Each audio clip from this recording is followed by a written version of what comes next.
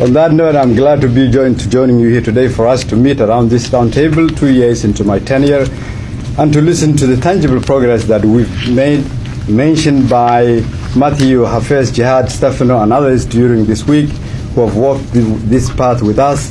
It is the most clear indicator of the hard work we've together put in the effect and the effect that this had.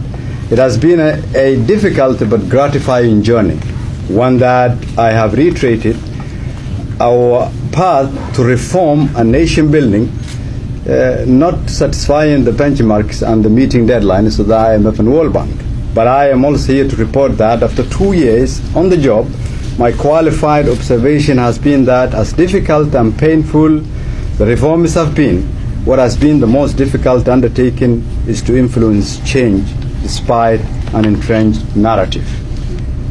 This reality has been hard for me to accept to begin with. Though we are working on extensive reforms, it is evident that one's history impacts its future.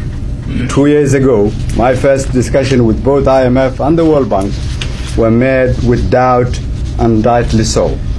Since then, we've shown unparalleled commitment, opened our books and offices, and worked hand in hand with the IMF, World Bank, and involved donors against not just to meet in benchmarks and deadlines, but to work hard to achieve these targets. The collaboration and cooperation with the IMF, World Bank, and the rest of the donors for us has become a tool to reform our country's institutions.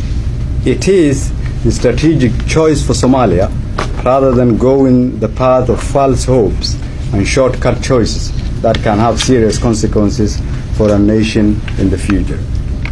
Due to the working relationship we've had with each of you who are here, we've made tremendous progress. We can now report that our economy, though small, is growing. We have the lowest inflation rate in the neighboring countries, stronger purchasing power, thousands of businesses registered only in Mogadishu since our president was elected. These are results of fiscal discipline and wide and radical reforms that we've undertaken. Our budget has increased and our budget process have become more transparent than ever. Our revenue collection has tripled. For the first quarter of this year alone, we have already surpassed the quantitative revenue floor target set by the IMF team, and collected taxes are now at highest record. I would particularly here like to commend our business community who have developed a strong commitment to the reforms we are talking about. They have taken more risks and have paid the highest taxes since the collapse of our nation, because they understand working with international partners will open doors of opportunities. We must work together to create opportunities for our business community if we want our economy to grow. We want international investors to benefit as well from the immense opportunities that exist in Somalia and the potentiality of the future for the benefit and prosperity of the Somali people, the region, and the wider world. We have submitted to our parliament, in connection with the reforms, money bills, more than 30 approved by my cabinet. Those important include the establishment of an independent anti-corruption commission, the PFM strategy to increase accountability and transparency, a landmark telecommunication bill that no government has managed to pass and implement, has also been enacted into law, and we're working with that and generating revenue. A National Procurement Act has also been enacted into law, which will further enhance accountability and transparency in fighting corruption. The water and energy bill and many other bills are also pending approval by the Parliament. Civil services reform legislation is also under works. Additionally, we have cancelled more than dozens of contracts for services that government used to do and were awarded in no transparent manner to provide to private individuals and companies. We continue to look into all contracts that has been awarded. We are also working towards fiscal harmonization between the federal government and federal member states.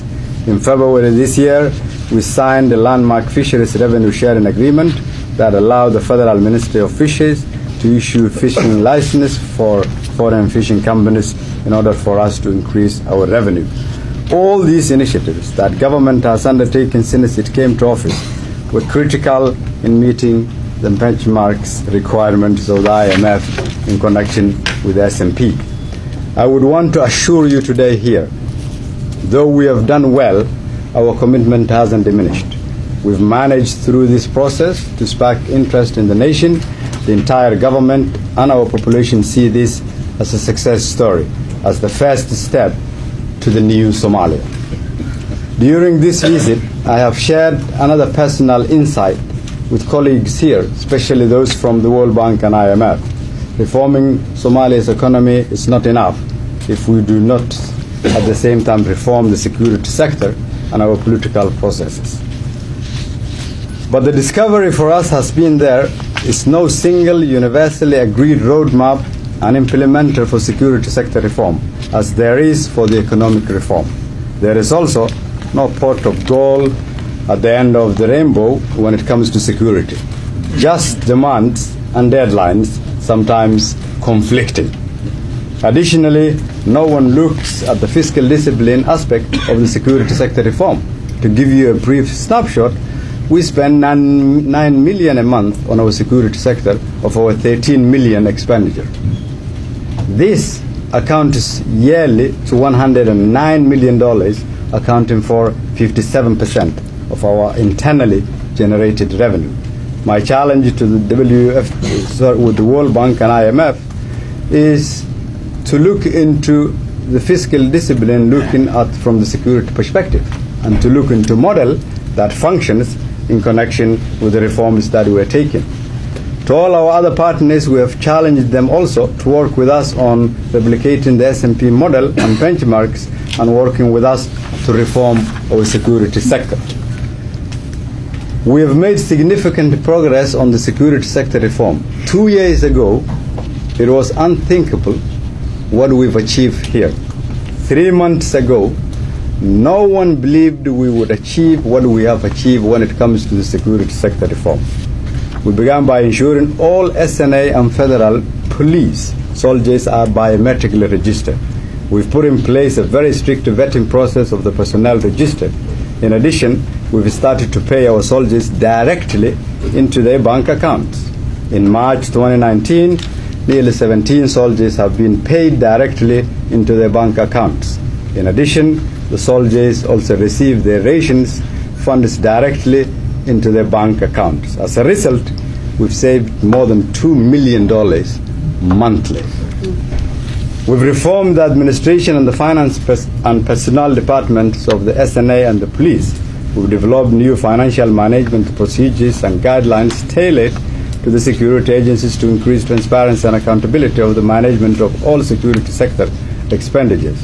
We are in the process of re-tendering all security sector contracts to ensure that they go through an open and transparent procurement process. We also asked the Auditor General to conduct an external audit of our security forces, previously unheard of, and we will begin shortly to follow up on these audit's recommendations. We've also begun conducting operations secure and hold operations by SNA for the first time. It wouldn't have been possible without the reforms. We're holding territory as a result of these reforms, and holding is linked to sustaining our forces. I believe the biggest obstacle on the security sector are now behind us. Then the third leg to reform is our political process. The vested interests in the economy and the security sector are also in this political sector.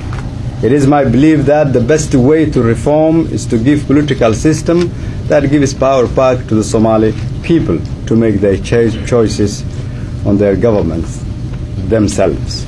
In order for us to reform our policies, we've determined to start with completing our constitution.